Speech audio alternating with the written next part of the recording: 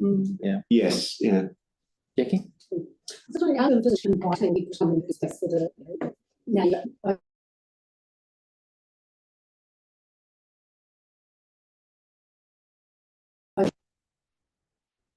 We're just sort of testing out the waters and things and developing ways people can then either access through the internet and then find spaces available.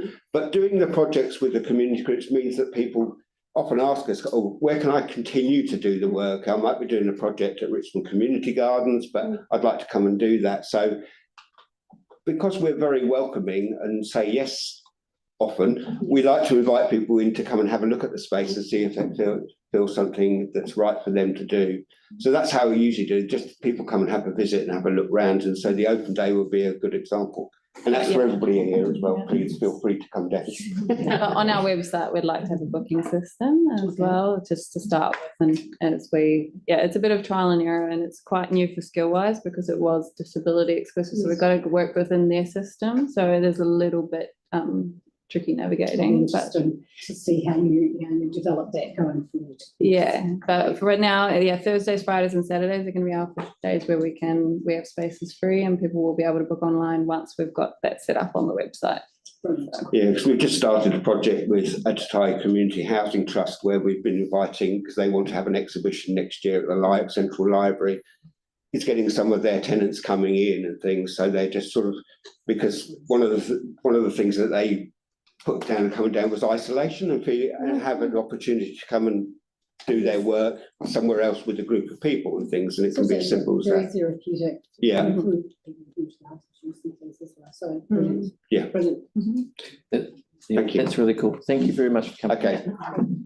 All right, next we have Maria and Rosa from Healthy Families about the Healthy Streets Initiative.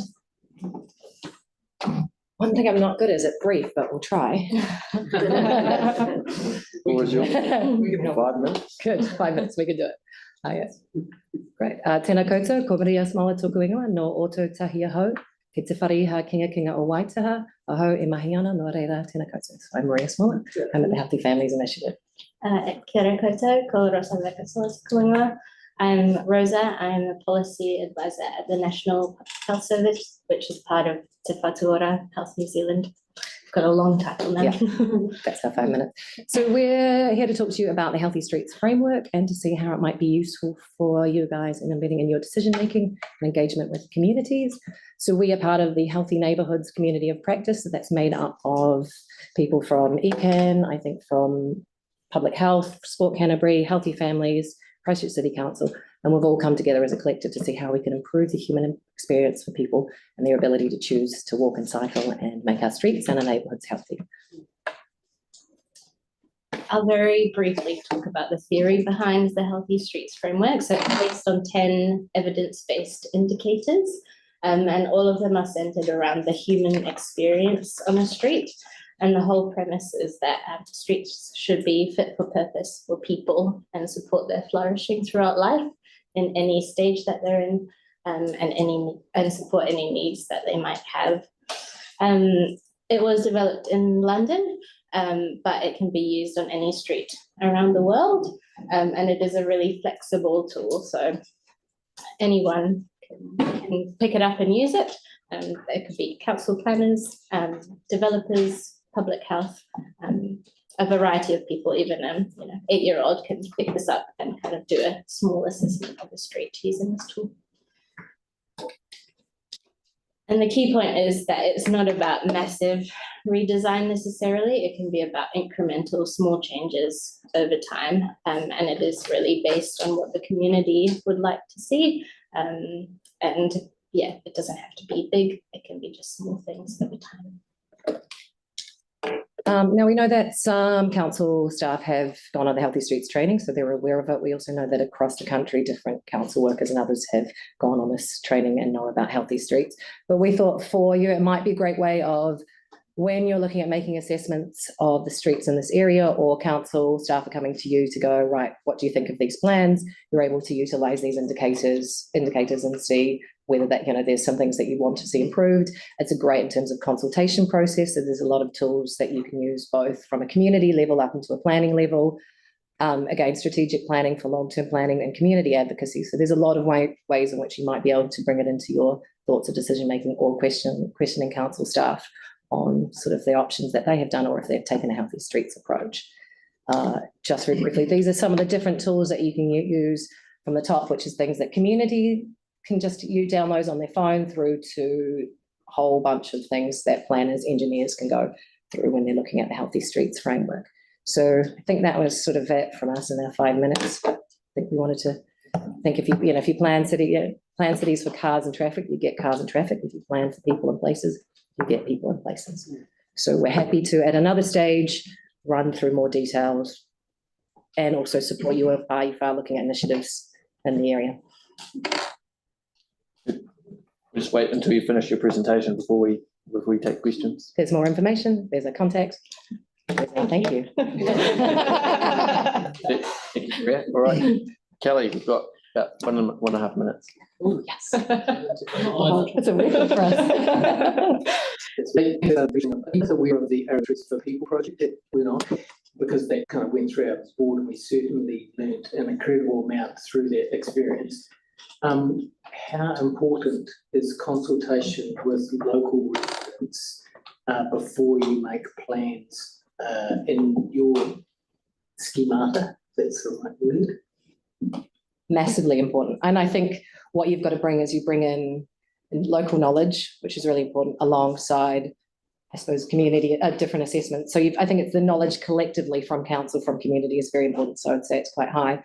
We know that we supported South Brighton in their roundabout assessment that they did. So we were supporting them in taking a healthy streets approach. And I think the feedback from that was quite supportive of the amount of engagement and consultation that happened. So we supported them with that as well. So absolutely important. Does that answer your question? It kind of does, yeah. I mean, the Our Streets for People project, we got to a really good solution in the end, but to be honest, it was a bit of a mess to start with. And there was lots of great learnings, particularly around actually consulting with people and finding out what they did and didn't like. And I think we got to a good solution, but yeah, I'd really encourage you to try and look at the learnings from that. Oh, 'cause it was absolutely, really yeah. useful. I will also add with this is not just you don't have to go to a consult, like this can be done at any point. So a community with the app could go at any point. They don't need a consultation process to be able to assess their street. So you don't have to wait to a consultation process. They could use this for advocacy and themselves. So it can be ground up. Yep. Yeah, actually visiting people at their houses was the most illuminating thing, because a And lot they- of those people didn't engage with other things. All right. And they can come to you. There you go. That's the end of the 5 minutes. Sorry about that, Yanni. No, that's all right. We're out of time, but thank you very much for coming to Get us. in touch with us. Our emails are there. Thank you. All right, we did have one more public forum, but I don't think that person's here. I'll just check, is Hiramawana here? Okay then, well, next we have Vianney Makaneo for, did I say that right? Yeah. Right. I've known him since he was Oh, yeah, since he was shorter than you? at school. He's never, he was born taller than me. Straight out the wood. Kia ora. Tui, talo whalava malo lei ni sample of anaka. Namaste, kia orana, talo hani, malo ni whakanawhalai atu, and warmest Pacifica greetings to you all. My name is Vianney Makalio, and I'm part of the SpecPack Collective, and they're the ones who kind of look after our Polyfest, and then a few other initiatives which I'll talk through real quick. So this is the collective itself. It's made up of different agencies and different community groups and community leaders. And we celebrate and preserve Pacific culture. We foster community engagement and inclusivity. We educate the public about Pacific traditions and values, provide a platform for young performers and artists. We connect Pacific students with educational and career pathways. We empower Pacific youth through various opportunities, and we promote networking among Pacific leaders as well. Now, our SpecPack initiatives, they include heaps of these. So SpecPack Pacific Leadership Retreat, a retreat designed to develop leadership skills among Pacific youth. Our SpecPack Pacific Youth Awards and award ceremony recognizing the achievements of Pacific youth, and then SpecPack Canterbury Polyfest in an annual cultural festival showcasing vibrant Pacific cultures, our SPACPAC Pacific Dragons Den, and entrepreneurial competitions, encouraging Pacific youth to participate, to present business ideas, SPACPAC Canterbury Pacific Expo, an expo providing information on educational and career opportunities, SPACPAC Canterbury Pacific Speech competition, a competition to hone the public speaking skills of Pacific students, and then SPACPAC Leaders Breakfast, a networking event for Pacific leaders, educators, and community members. So this is all of our initiatives throughout the year, and so we kind of split it up, and it kind of works as a little bit of a journey of where we can have touch points with all our Pacific leaders and our Pacific students and community throughout the year. Now, the one key one I wanted to talk to you about, this is more of an informational session, just trying to socialize the idea of SPACPAC Canterbury Polyfest being not just a Pacific event, but we want it to be the whole of Christchurch event. So really introducing that idea. So just a little bit more on SPACPAC Canterbury Polyfest. These are some photos from this year. And so introduction is that it is a vibrant celebration of Pacific culture, arts, and community. It provides a platform for showcasing the rich traditions of our Pacific heritage, including music, dance, food, and crafts. And next year, we are looking to add in a Pacific marketplace. And then SPACPAC Canterbury Polyfest attracts a diverse audience with over 25,000 attendees and makes it the largest Pacific event in the South Island. So the event name, obviously, Polyfest, it happens annually, and then Saturday, 22nd of March, 2025, we're on North Hagley Special Events area.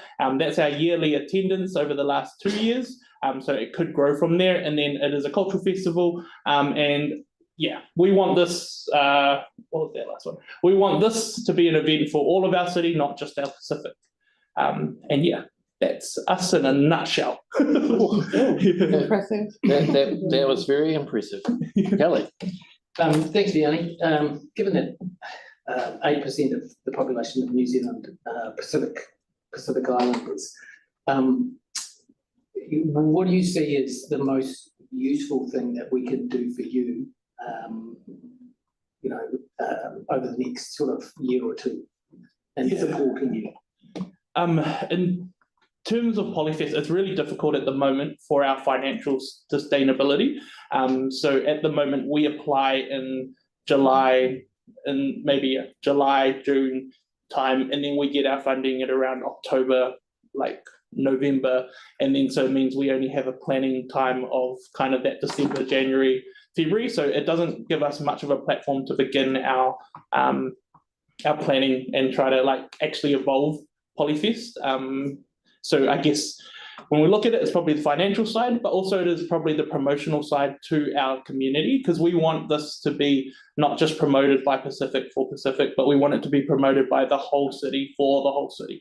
And so we just want to grow that vibrancy, because there's no point in us just isolating just some Pacific into one space. We want everyone to be able to experience the diverse cultures that we have in the Pacific.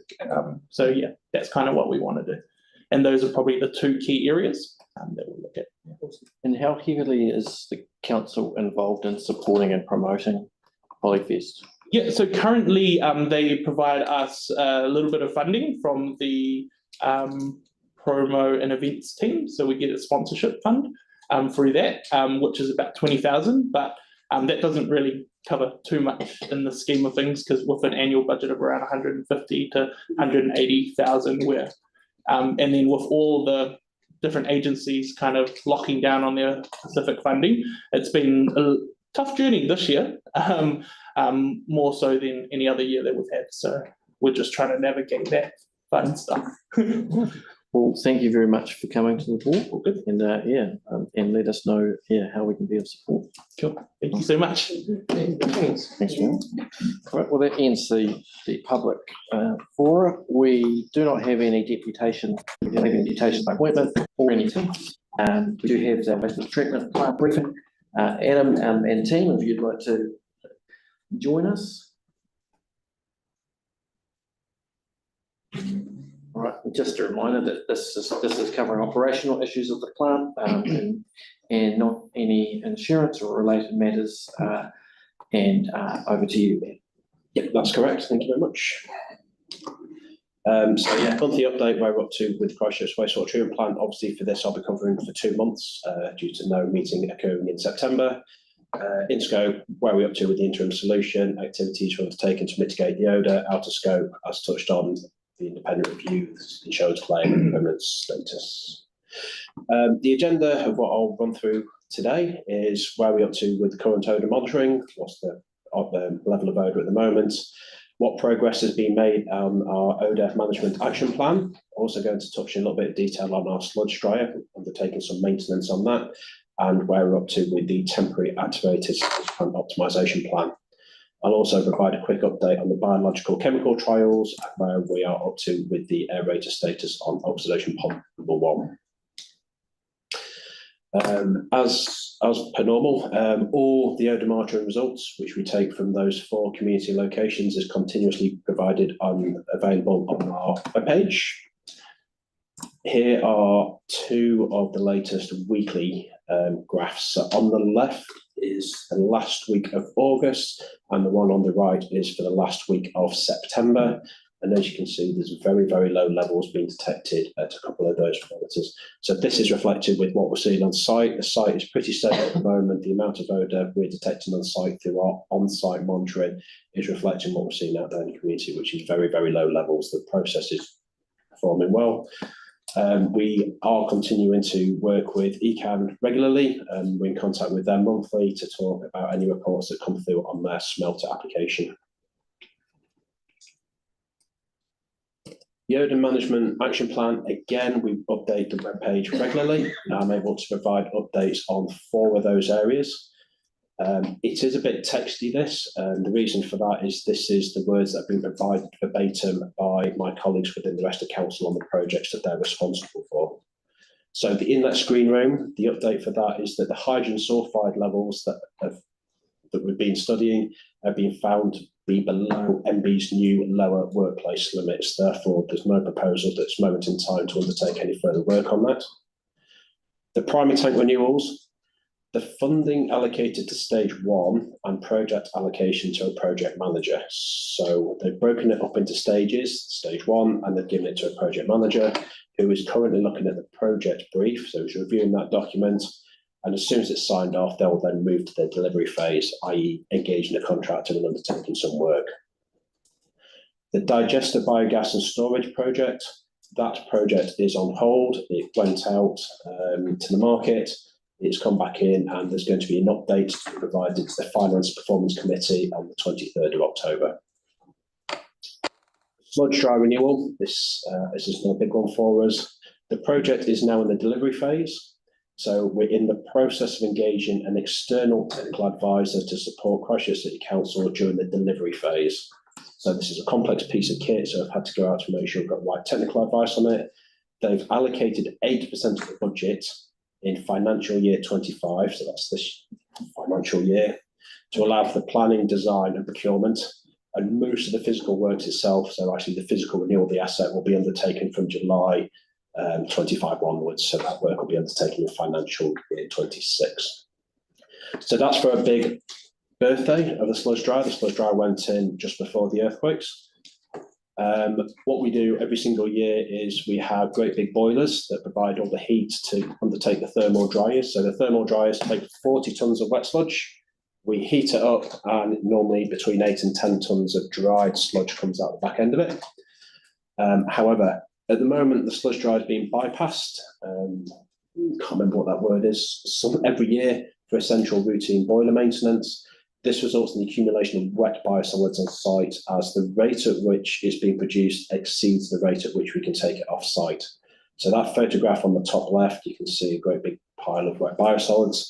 So that's being held on one of the pads which has been specifically designed to hold the solids. Efforts are underway to minimise the stockpile size and to remove it from site as quickly as possible. So what we have to do is the loaders that you can see on the top left, they simply pick it up, they load it, and they drop it into the great big hook bins, which are lined to prevent water leakage. Obviously, it's been carted all the way to Cape Valley to stop the juice being dropped out the truck onto the road. So they have to have them lined. So we're just working through that stockpile at the moment. What we have done is we've also engaged our odour monitoring consultant who undertakes all the odour monitoring in the community just to come on site, just to undertake some ad hoc assessments of that pile to see if it's any significant odour generation. What produces the sludge? One of the things that produces the sludge is our temporary activated sludge plant. As you're aware, it's been in for a couple of years now, and we're constantly trying to work to improve it. So the temporary activated sludge plant was built using the assets that we had available the best that we can. So the optimization plan that we work with on Jacobs has 3 modes, and each of these modes takes 6 weeks to implement, run, get the system stable, see how it's performing. We've completed 2 of those modes, so we're now 13, 14 weeks into the process, and we're preparing to transition into the 3rd and final mode this week, subject to no major breakdowns of mechanical equipment and the weather being okay.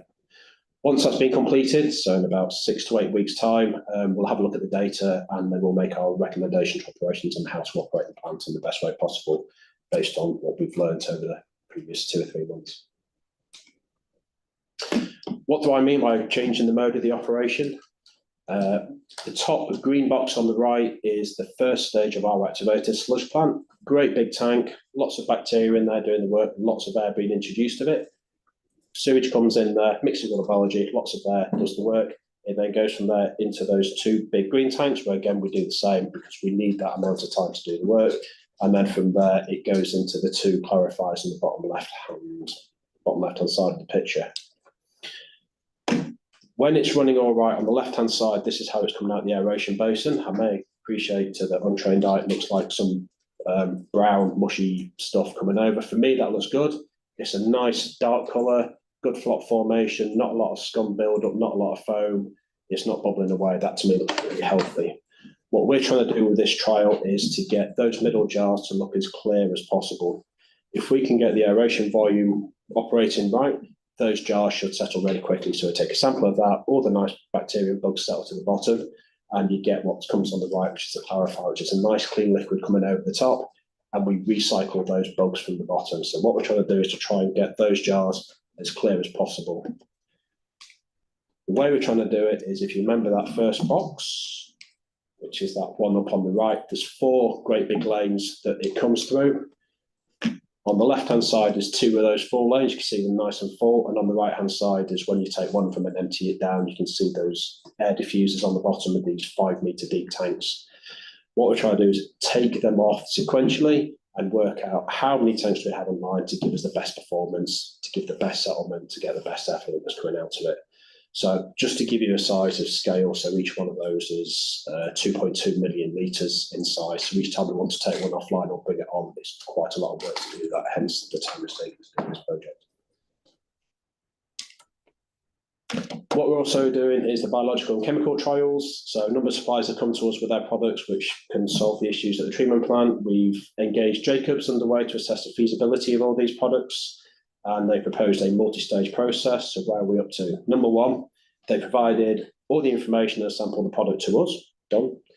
We've completed the small scale trial, so a nominal 20-litre sample. That was completed last week.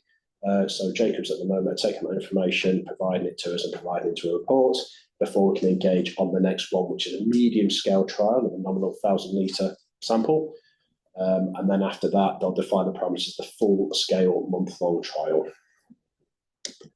So this is what the 20-litre trial looks like. On the left-hand side, it's basically those 4 orange buckets with a mixer on top of it.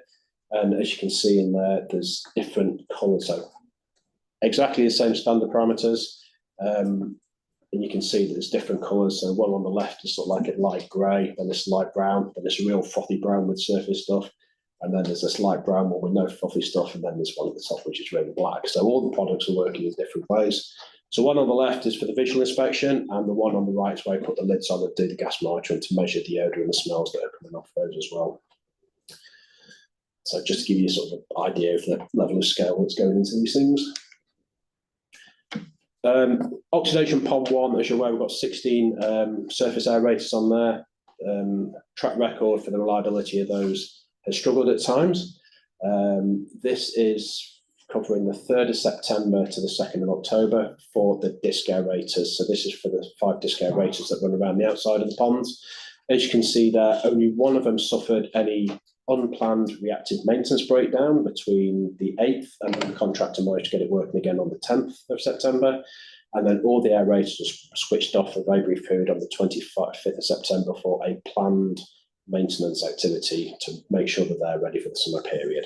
Am I wrong, or is it a good, that seems pretty good compared to some other periods? Compared to previous months, that is good.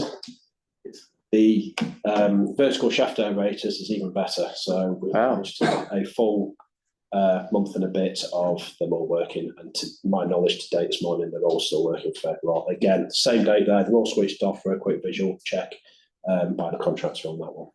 So they're performing well at the moment.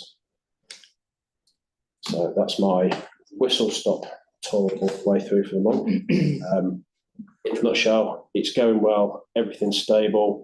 We're aware that summer's around the corner and the site's set up as much as it can be for that, and we'll just continue to undertake all the trials, all the odor monitoring, and Piper to come back all the time to provide updates. Are you gritting your teeth and waiting for the first 30-degree day? It brings its challenges. What we've put in is the maximum we can have put in with all the existing assets, bearing in mind we're running at maximum capacity with zero resilience and zero redundancy.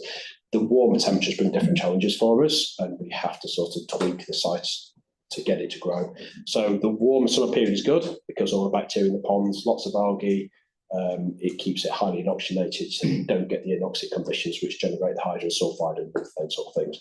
Conversely, it also supercharges the activated sludge plant and makes that grow an awful lot, and then gives us an awful lot of sludge to try and do and manage and get through our digestion process. So whereas in winter, the ponds are struggling a little bit, but the activated sludge plant is nice and stable, and then in summer it switches around. So we've got to sort of try and balance it all as we go through and not take our eye off the ball. Kelly? Thanks, Adam. Always fascinating updates, and especially referring to that byproduct of the sludge as juice. I think that's fantastic. I just wanted to know, in terms of, I feel like you've done an amazing job to keep the plant running, but when you talk about zero resilience, what is your biggest fear and worry in terms of the ongoing running of the plant? So when we lost the trickling filters, they basically meant in summer you could run on one trickling filter and you could take the other one off for maintenance.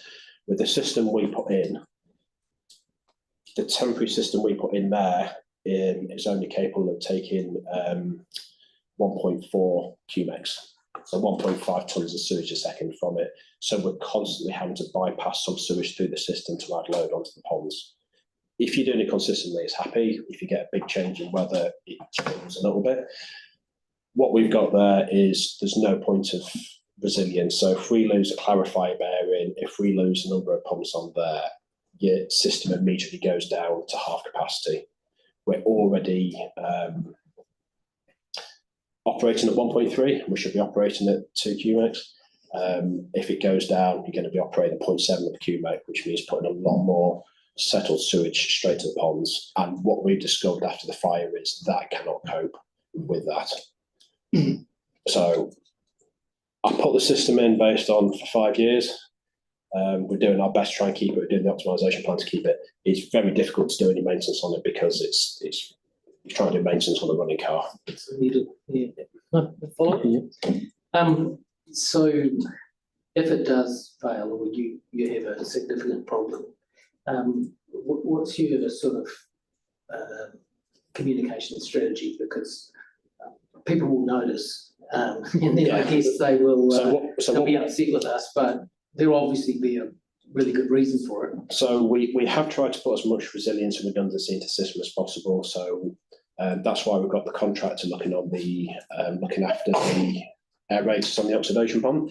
We put a 5-year operation and maintenance contract onto them. So as soon as it goes down, their contract will come in and fix it as quickly as possible. We've also got a critical spare big surface aerator for the activated sludge plant. So we've got one of those literally on site ready to go. We bought a new HIAB so that we can literally put it in as quickly as possible to get it going. We've got critical spare over pumps as well. We've got 3 or 4 spares of those ready to go. It's if something big goes wrong with one of those clarifiers that we have to go in, we have to dewater it, we have to dewater the surrounding ground, we have to go in, we have to empty the tank in, go in, lift it out and do that. We have been working very close with our media and communications team. We have got some draft plans in place, but trying to put plans in place for every single eventuality is quite hard. Yeah. But like I say, we've been working with comms and we have got a good communication plan to go out quickly and rapidly in the event that something does happen. Fingers crossed we're doing our best to make sure nothing does happen. Tim? Thanks, Sam. I'm just wondering how we're getting on, other part of the council, with stormwater pipes. Do you know, are the laterals in the vacuum system and other pipes and things getting fixed quick enough to have? That'll be a question we'll have to take away from my colleagues, I'm afraid. It's like my remit is Wastewater treatment plant. But over summer, it's going to get easier, isn't it, with that less rain? No. So if it's nice and dry, the flow coming into the treatment plant is usually about 1.5 tonnes of sewage a second. In the summer, it tends to go lower because groundwater levels are lower, there's less rain events to come in. So what tends to happen is the sewage that's coming into the treatment plant is less, but it's more concentrated and it's stronger.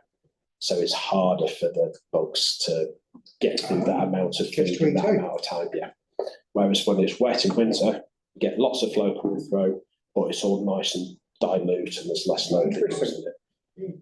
So it's yeah. Final question from Joe. Yeah, okay. How does it cope with the intensification going on? Is there more strain on the plant? It is at the moment because the temporary activated sludge plant is limited to 1.3, 1.4 tonnes of sewage a second. Once the permanent solution is in, I understand that's been designed to be a lot bigger, so that should not have an issue on the treatment plant capacity within the context of remaining within this resource consent parameters, including odour detectable beyond the boundary. Cool. Thank you, Adam and team, and thank you for your ongoing work to keep that plant going. I appreciate that. I'll pass on to the team. Thank you. Staff report. So we have the first one is a Spencerville Reserve basketball and netball hoop install request, where local residents are asking for a basketball netball hoop. Jason? You can take the report as read. Is there anything you want to draw our attention to? Thank you very much for that. Basically, just very briefly, I have been on site as well a couple of Sundays ago. The court was very well utilised, family there. Unfortunately, the net wasn't up for the tennis court, but I'm looking to rectify that. But yes, they, as well used court, we have undertaken a letter drop as well to residents, which is in the report.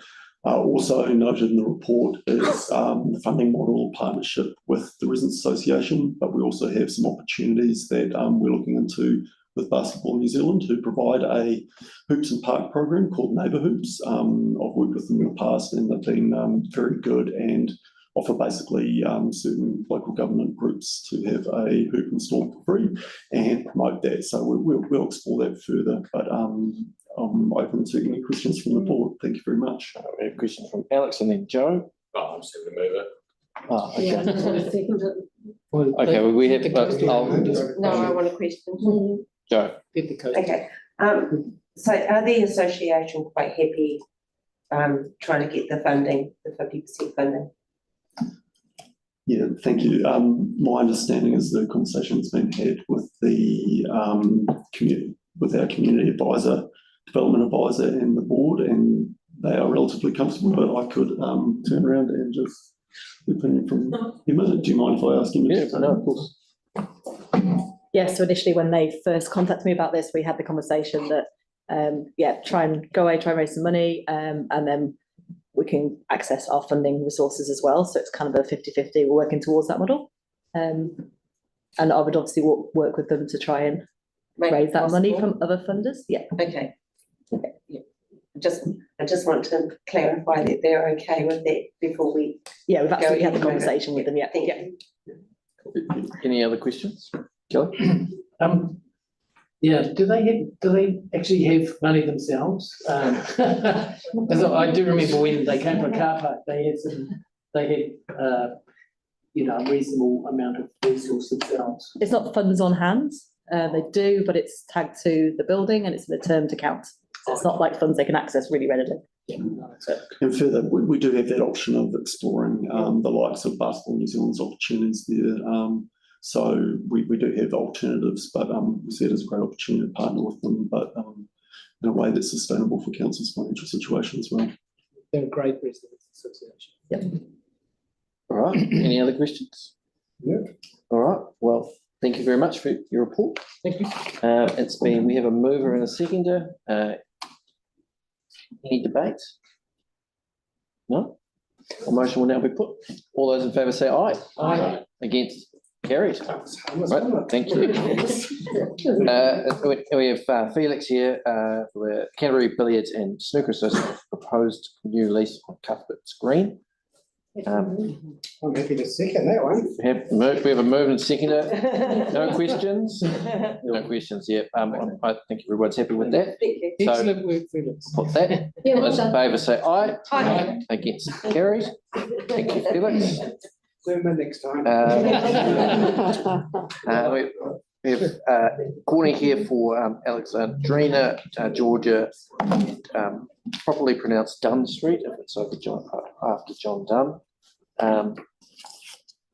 Proposed intersection improvements. So again, you can take the report as read. Great. Is there anything you want to draw our attention to? No? Any questions? Greg? It's a pretty new subdivision. Is there any reason why these sort of things weren't put in with the developer originally? That's a really good question that I have asked and haven't had a response to. So, yeah, I can't answer that, but yeah. I know it's the same street, different project, but has there been any other intersections that you've been approached around having extra yellow lines, particularly where the roundabout is on Georgina Street? No. Any other questions? All right, would someone like to move that? Moved by Greg, seconded by Kelly. All those in favour say aye. Aye. Against? Carried. Next we have item number 11, Bluestone Drive and Alpine View Lane, proposed no stopping restrictions. I'd like to move that one. Oh, Question first. so it's just moved by Tim, seconded by Joe. Question from Greg. As part of the lines and things to be put in, is there any works planned to fix the damaged bridge? Footpath on both sides has broken boards. Oh, that would be a maintenance question, sorry. So, I've already snipped and solved it, but I wasn't sure if that's. yeah, sorry, no, I can't answer that one. Yeah. Kelly. Courtney, is this as a result of the on-site meeting we had with those? Okay. Yeah, Nikki and Yeah, that's good. Are they aware that this is happening? I've had some communication with them, but I think it was more relating to what was happening at the retirement village. Yeah. So, off the top of my head, I should have sent this to them. I had not aware if I've had a response. Yeah. Please. If you have anything, could you send it to me and then I can forward it to them if you haven't already, but Yep. just, yeah, Absolutely. awesome. Thanks for that. All right. Any further questions? No. Well, we have a mover and seconder. Any debate? No. All those in favour say aye. Aye. Against? Carried. And now item number 12. What would have Move that one. moved by Joe, seconded by Alex. I thought, well, thank goodness for that. Any questions? Kelly? Yeah. Courtney, was this a stop sign before or was it a giveaway sign? Giveaway. It was a giveaway. Can you just explain the threshold for putting in a stop sign? Just because I've asked before about one in corner Burwood Lake Terrace, which didn't meet the threshold. And I just wonder if you could explain to us the threshold for putting a stop sign. Each location is slightly different, but it's generally more about the visibility 9 metres back from the limit line. Yeah. So we just have to calculate based on the actual location and yeah, that's what we're looking at, visibility 9 metres back. Yeah. Does it give way? Yeah, where Burwood goes around, but people coming out of Lake Terrace, it's a giveaway, but there's a lot of near misses. I don't think we have a lot of crash data for actual crashes, but I can see the sense of miss, yeah. Are we, any more questions? No, okay, we have a mover and a seconder. Okay, all those in favour say aye. Aye. Against, carried. Thank you, Courtney. All right, next, item number 13, the Someone With Your Neighbours. Cindy is here on behalf of Chris, so if you have any questions, I don't have any questions. Anyone have any questions? Happy to move it. Moved by Kelly, seconded by Greg. All those in favour say aye. Aye. Against, carried. And next we have better off front applications for consideration. So again, Cindy, do we have any questions? Well, I'm happy to move both of these. Obviously they're in Linwood, so that's great. But these organisations, we've got these three critical organisations: the Wilson Development Project, the Bromley Community Centre, and Youth Town. And just want to thank staff for working together with these organisations and building support for young people in this part of our board area, where there hasn't necessarily been a lot of coordination in the past. Just again want to acknowledge that having Youth Town there and that space just fills a really big void, and so to be able to provide them additional support, that's great. Happy to second. All right, any questions of staff? No? Okay then, all those in favour say aye. Aye. Against, carried. All right, thank you very much, team. Now, area report. So there's sort of, we'll take questions first. You'll see on the agenda, I have a recommendation just that we receive it, but also that we just formally approve the Weaving the East strategic map, but note that it's a living document. So it's not as we discussed at our information session. And again, thank you everybody for your positive support. Do you want to speak to that, Cindy? Just really quickly through you, Mr. Chair. I just following an email from Councillor Donovan the other day about the board monitoring report. One of the projects, there was just an error in the project's description. So I've just added a note to the resolution there to reflect that change will take place. Oh, right, yes, okay. Yeah. I'm happy to move my recommendation. If anybody's willing to second it. Alex? Is that you seconding? Okay. Thanks, Alex. Yeah. Right. Not all at once. But before we vote on it, do you have any questions about the area report? No questions about the area report? Right. I thank you again, staff, for all your work this month and presenting us with all the information. And with that, all those in favour say aye. Aye. Against, carried. All right. Mr. Chair, can I tell the governance manager not to come back? The governance manager has our gratitude. So now we have elected members information exchange, and as you'll see, reminder from elected members information exchange: no lodging of CSR's actions or resolutions may be made in this section. Examples of topics that can be raised under this section include report back on liaison groups, report back on important community issues, councillors to report back on council and committee decisions. So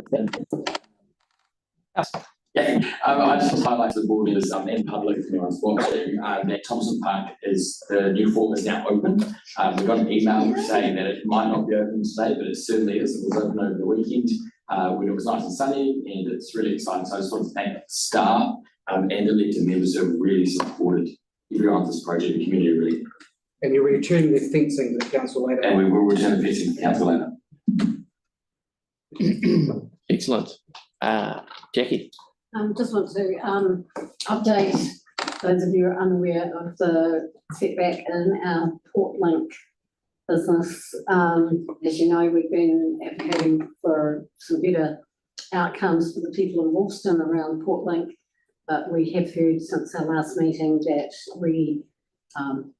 the owners were successful in their I've forgotten what you call it. You know how those words just drop out of your brain? It was their objection, that was the word, to the noise considerations that the Commissioner put in, so that the resource consent had in it. So we've lost that one. Not good.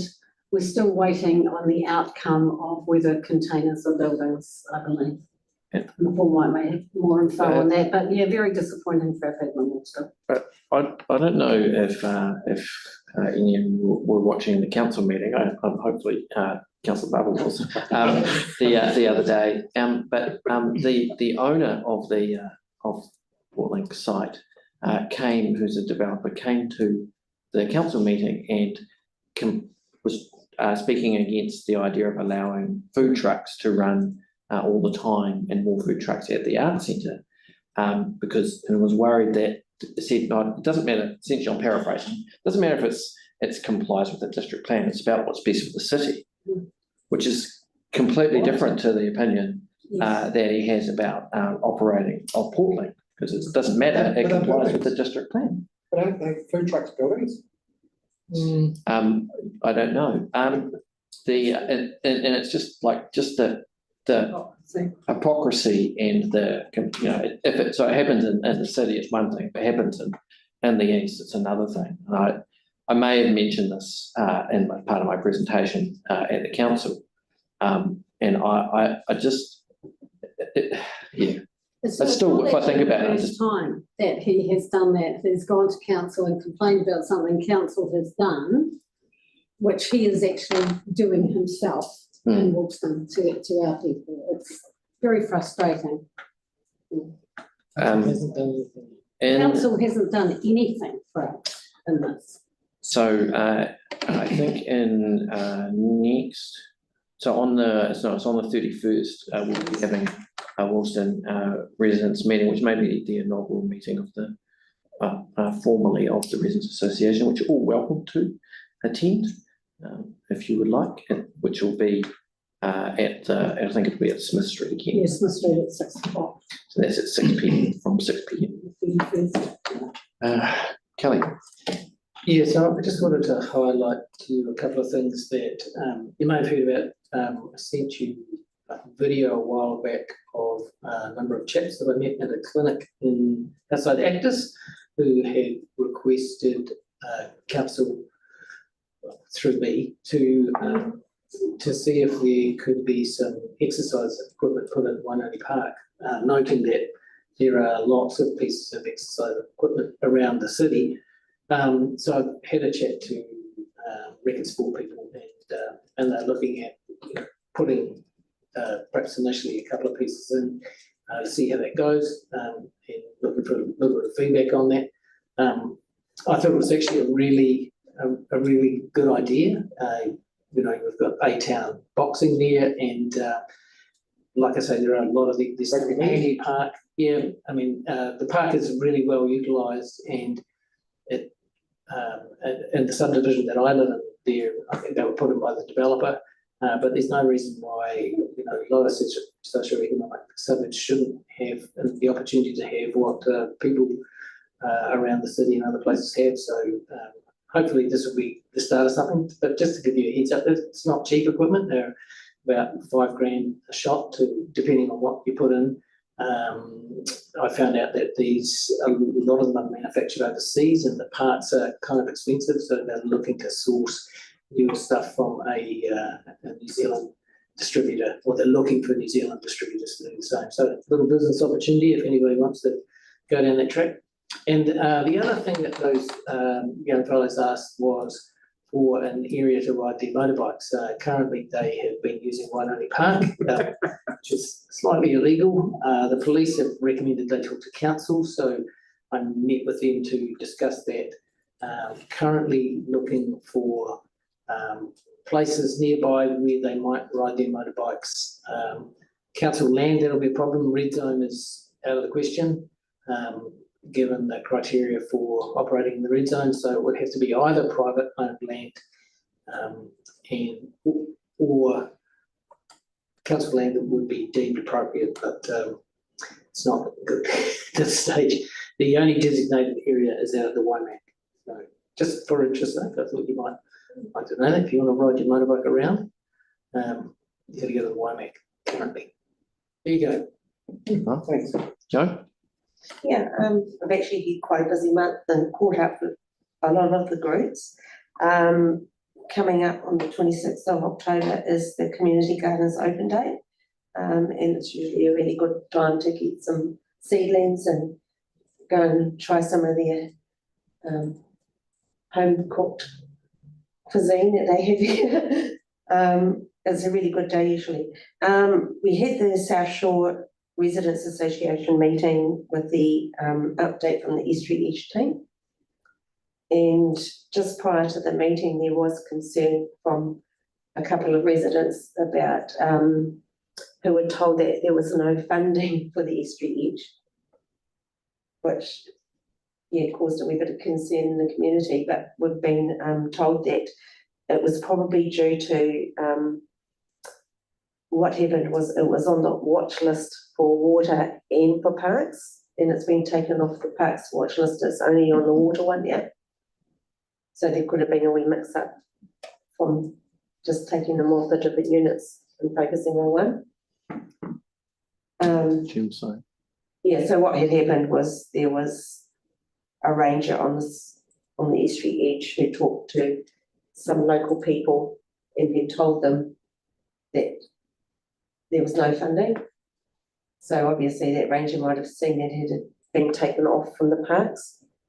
So there's just a slight mishap. But with the Estuary Edge, there's been hold-ups with the consenting process through ECAM. So staff are still trying to actually find a way through working, just to solve those issues. Yeah, well, I would like to know more about that. Yeah, if we can get an update, or if you want an update, I'd say it would probably be best to have a briefing. But I suggest that comes through via email and not through this platform. Oh, okay. Yeah. Yep. Yeah. But absolutely, I'll follow that up with Katie. Yeah, so it was really good for the community to hear what they had to say, but they know more than we do now. Yes, that's interesting. Yeah, thanks for that, Joe. That's one of the things on our plan. Before we get on top of it. Anybody else? No, well, in that case, if you'd like to join me. Right.